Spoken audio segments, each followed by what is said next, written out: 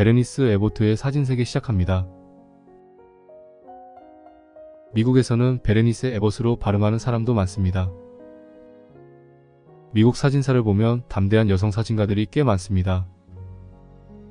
그 무거운 카메라를 메고 험한 산과 절벽을 오른다든지, 공포심 없이 고층 빌딩 사이를 누빈다든지, 신체적 장애에도 거친 사막을 누빈다든지, 전투 최전선에서 죽음을 무릅쓰고 촬영을 한다든지, 담대하고 깡 있는 여성 사진가들이 아주 많았습니다. 제게 그런 담대하고 깡 좋은 여성 사진가 3사람만 들라면 1위는 마가렛 버크화이트, 2위는 도로시 알랭, 3위는 베레니스 에보트죠. 1위 라이프 보도 사진가 마가렛 버크화이트는 겁자체가 없고,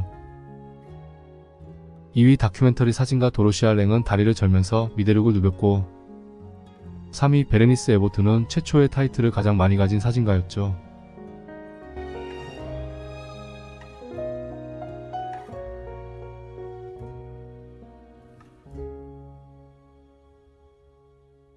오늘의 주인공 베레니스 에보트는 1898년 오하이오주 스프링필드 태생입니다. 오하이오 주립대를 마치지 못하고 20살 때 혈혈단신 뉴욕으로 옵니다. 온갖 고생하면서 조각과 그림을 공부한 그녀는 당시 꿈조차 꾸기 어려운 파리 유학을 결행합니다. 21살 나이에 $60를 들고서요. 미국 사진사에서 최초의 유학파가 1921년 레이와 베레니스 에보트죠. 카트네의 말레이는 파리로 가고 에보트는 베를린으로 갑니다. 그리고 운명처럼 두 사람은 1923년 파리에서 만나고, 돈이 없어 쩔쩔매는 에보트를 말레이가 암시 조수로 고용하죠. 사진에 대해서 아무것도 모르는 에보트를 왜 조수로 받아들였을까요? 바로 동포애 때문입니다. 만레이는 필라델피아 출신입니다. 낯선 타국에서 어린 동포 여성이 힘겨워하는 것을 보고 조수로 고용한 거죠. 그때부터 강하게 카메라 작동법, 조명기술, 암시기법 등을 가르칩니다. 그녀의 사진 인생에서 또 사진 세계에서 절대적 존재가 만레이입니다.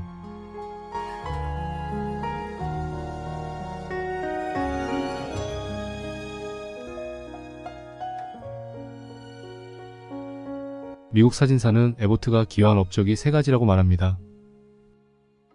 첫 번째가 이 사람의 존재를 세상에 알린 공로라고 말합니다. 에보트가 1926년에 찍은 외젠 아째의 모습이었습니다. 만레이 소개로 그녀가 옆 스튜디오에 살던 아째를 찾아가 찍은 거죠. 아째는 이 사진 한 장을 남기고 이듬해 세상을 떠납니다. 친구 한 명 말고는 아무도 없던 아째는 꽤 많은 필름과 사진을 남기는데, 뉴욕에 왔던 에보트가 아째 사망 소식을 듣고 파리로 달려갑니다. 상당수 필름과 사진들을 이미 친구가 팔아먹고 2,000점 정도가 남았는데, 그 사진들을 몽땅 에보트가 사서 미국으로 가져오게 됩니다. 그리고 구입한 사진들로 아째 사진집을 출간하는데, 그것이 바로 1930년 베레니스 에보트가 편집한 아째 파리 사진입니다. 그리고 에보트는 1968년 아째의 사진들을 뉴욕 현대미술관에 판매합니다. 에보트가 아째 사진집을 출간했기에, 그리고 또 모마에 팔았기에 파리가 아닌 뉴욕에서 아째라는 존재가 세상에 알려지죠.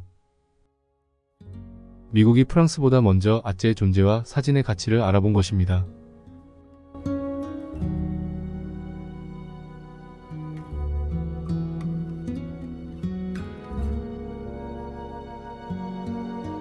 에보트의 두 번째 업적은 최초로 건축사진을 탄생시킨 공로입니다.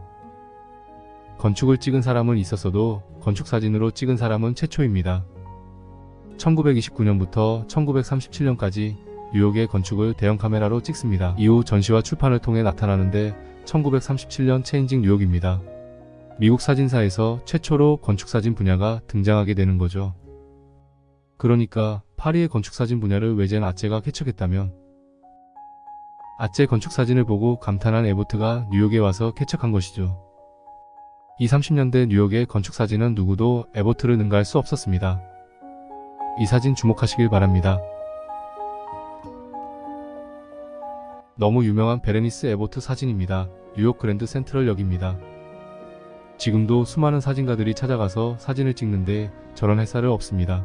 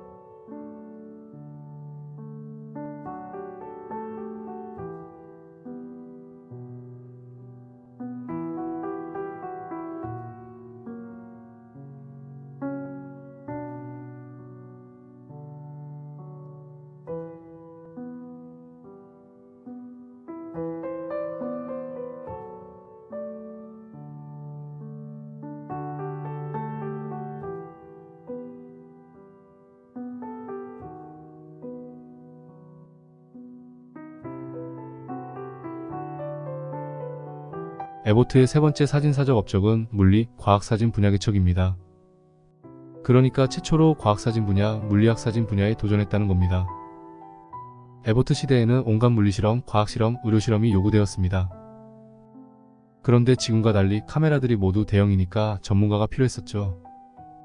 스튜디오 촬영이 아니라 온갖 악조건에서 대형 카메라를 자유자재로 다룰 수 있는 가히 유일한 사람이 바로 베레니스 에보트였습니다. 그래서 40~50년대 MIT 공대의 물리학, 공학 실험 사진을 맡게 되죠.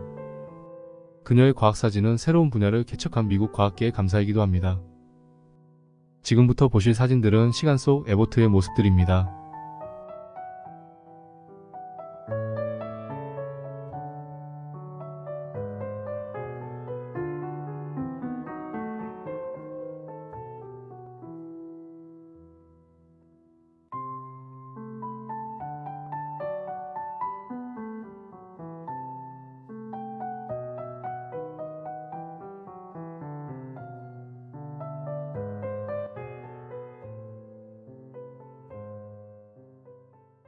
이제 보실 영상은 메트로폴리탄 미술관의 에보트 아카이브입니다. 1992년에 제작한 것인데 발음은 어눌하지만 기억력은 대단합니다. 자신의 70년 사진 인생을 담담하게 소개합니다. 오하이오 농촌 출신의 20살 처녀가 뉴욕으로, 베를린으로, 파리로, 그리고 다시 뉴욕으로 건너와서 크고 무거운 카메라를 들고서 남성들 못지않게 새로운 사진에 뛰어들어 자리매김했던 자신의 지난 과정들을 돌아보고 곱씹으며 말합니다.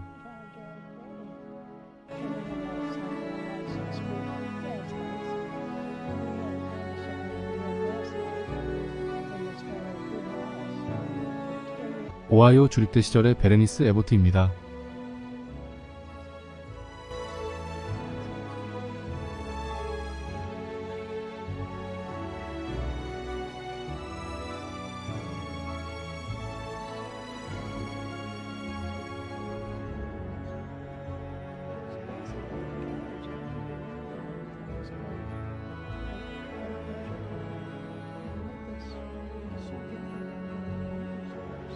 파리 유학을 꿈꾸던 시절입니다.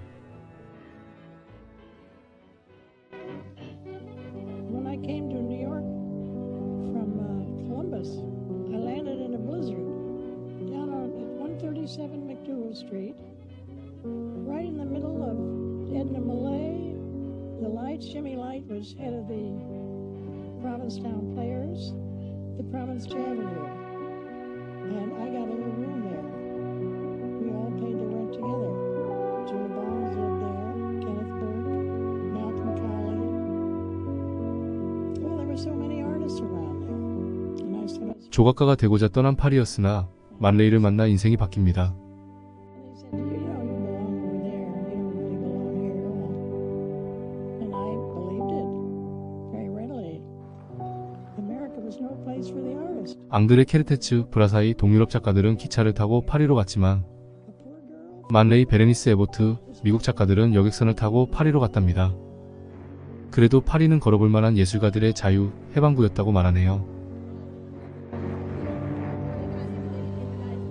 I worked hard, funded a lot of jobs and everything, got the fare, and I had about $6 left over. I went. March 21st, 1921, on the Rochambeau. One way. Paris in the 20s was wonderful. There's no question about it. But the principal thing I think that made it so wonderful was that there was a general feeling of the war sort of lifted off people's shoulders. People come from late in the afternoon, they've done their day's work. 이곳은 그 유명한 예술가들의 아지트, 몽파르나스의 카페 르돔입니다. 만레이, 로버트 카파, 케르테츠, 브라사이 등 사진가들의 아지트였죠. 르돔에서 300m 떨어진 곳에 만레이와 아제 스튜디오가 있었습니다.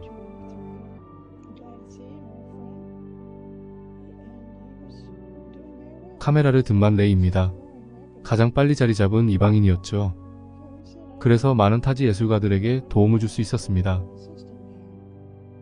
몽파르나스 콩파뉴 거리 31번지에 있었던 만레이 스튜디오입니다. 1층은 스튜디오 및 암실이 있었고 2층에 침실이 있었습니다. 만레이 조수 시절의 베레니스 에보트입니다. 늘 예술가들로 붐볐던 만레이 스튜디오입니다. Well, he showed me the dark room and the printing, how he made a print.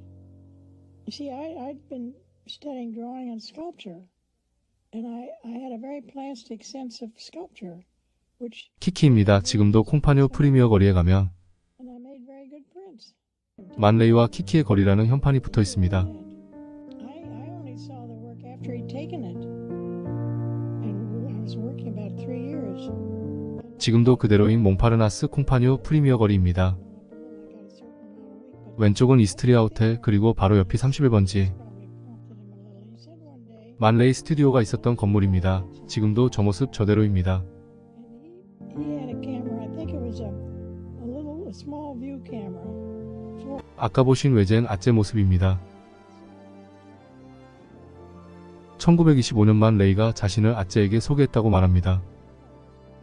And later I took the pictures to show to him. And he was dead. He never saw them. So then I thought, oh my God, what's happened to his work? The concierge said that his work was with a Monsieur Calmet on Rue something or other. She didn't know the number. I took it down with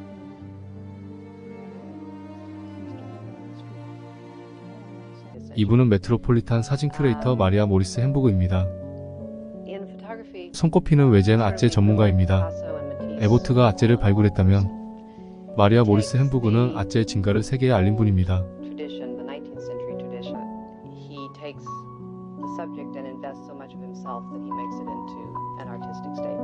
His compositions were just about perfect.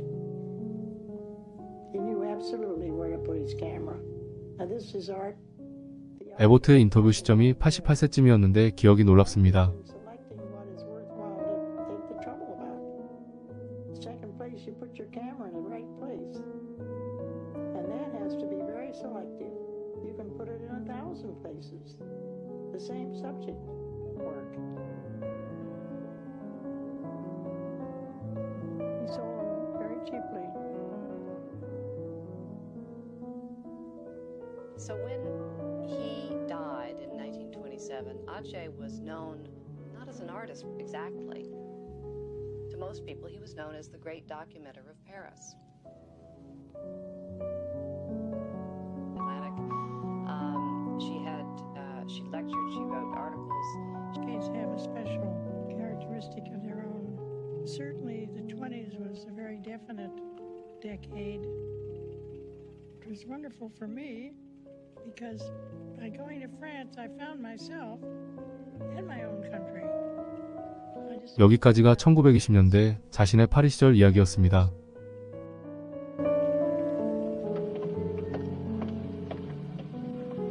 I came over on a visit, and then I really was smitten with New York.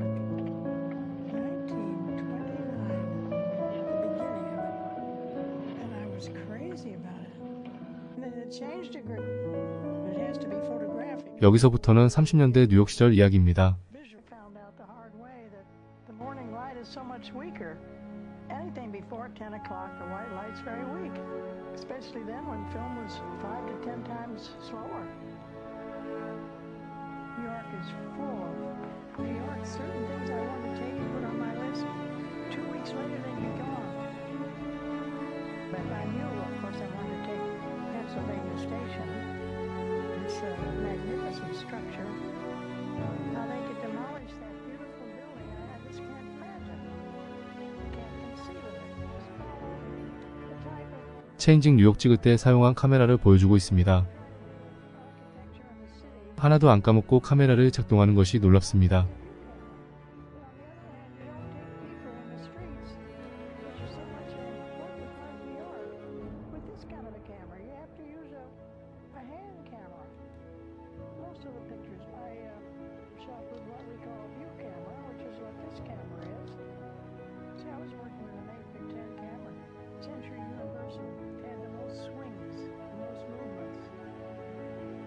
You turn to 7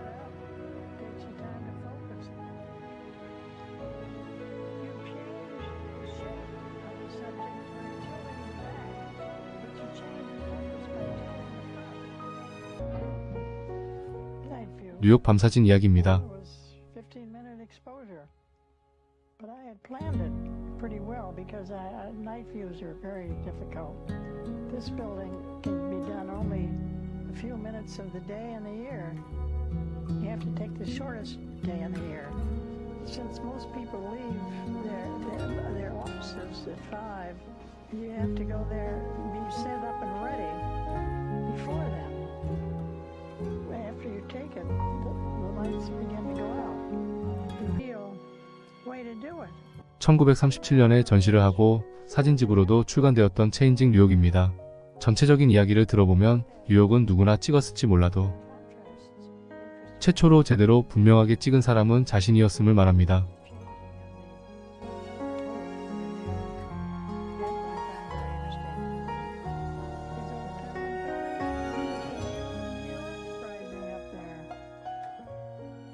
It's a case of contract of the Bowery, and the man in case, I can't remember his name. Ship going out. It's a great port. You know, New York is a fabulous port. I had a fear of heights from the tall windows.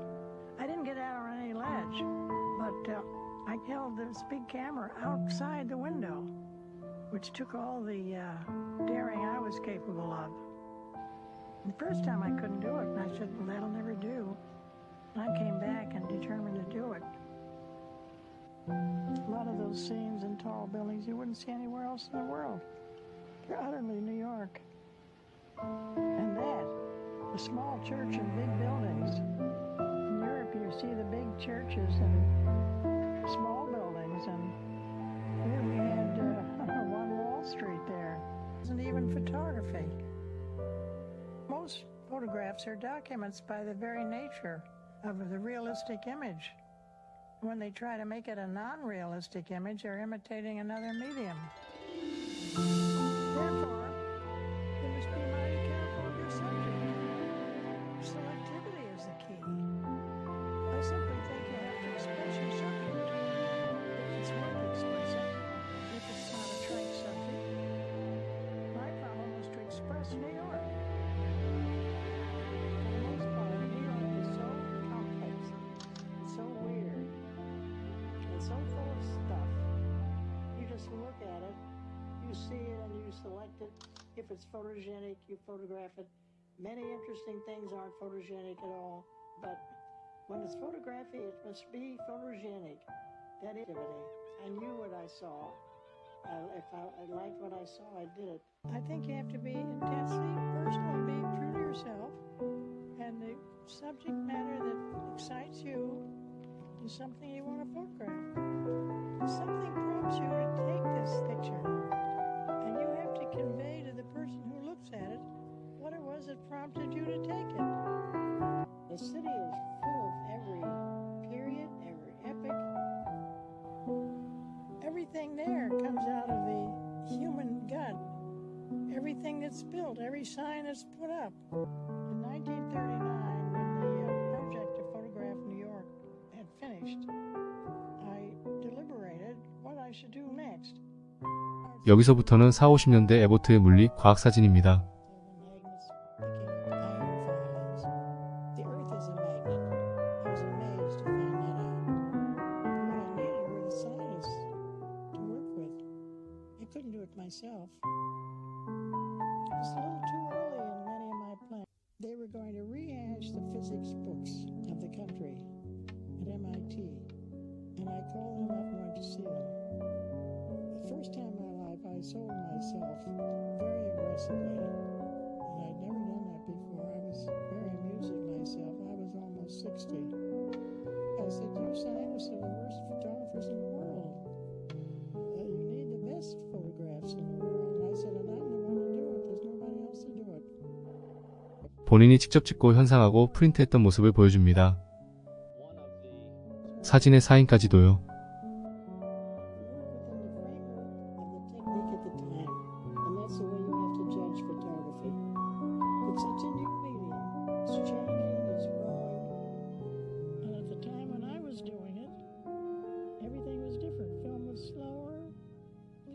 Slower. My lens was very slow because I didn't have enough equipment.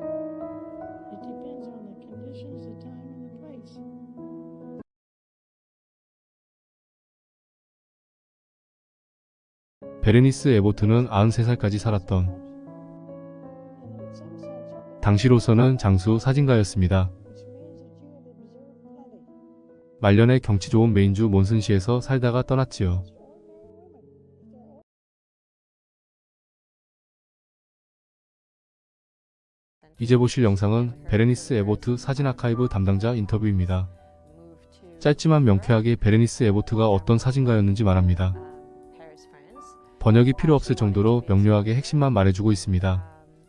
Because she needed a job, she took a job at Man Ray's studio, who had a studio at the time in Paris, a portrait studio, and started to be trained by Man Ray, both in the studio and in the darkroom. And after being trained by Man Ray and basically running his studio, she decided to open her own studio. She was known as a portrait photographer in the 20s in Paris. She was quite famous. She was part of this intellectual bohemian milieu that you could find in Paris at the time. It's interesting because basically what happened is that she and Man Ray became competitors. Like he was not very happy with her opening her own studio. Because he had trained her, and she had met people in his network through his studio.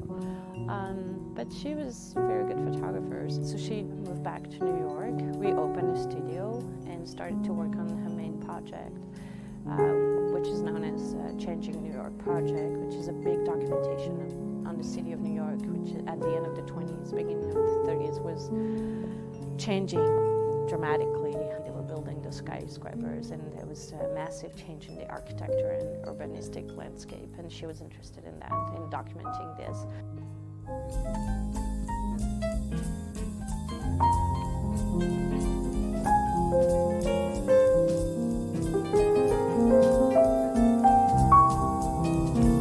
She managed to secure some fundings for Changing New York through the Museum of the City of New York, who acquired the whole archive that she produced at the time. It was a very important project for a single photographer. It's actually pretty unique in the history of photography. Being a woman was probably harder after when she came back to New York and started to try to have connections with museum. I think that's where it really became problematic, is the connections that the male photographers of her generation were able to have. But at the same time, she managed to secure that huge grant for Changing New York, which is this important project that she did on the city. And that's, like I said, it's pretty unique in the history of photography.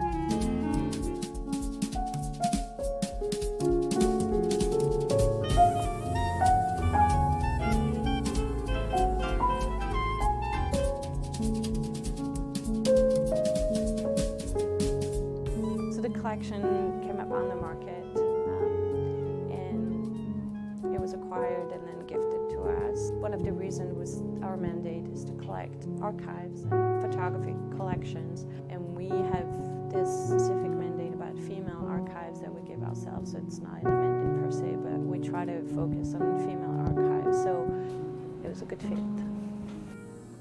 마지막으로 보실 영상은 제작 시기를 알기 어렵지만 잘 구성된 베레니스 에보트의 스페인 전시 모습입니다.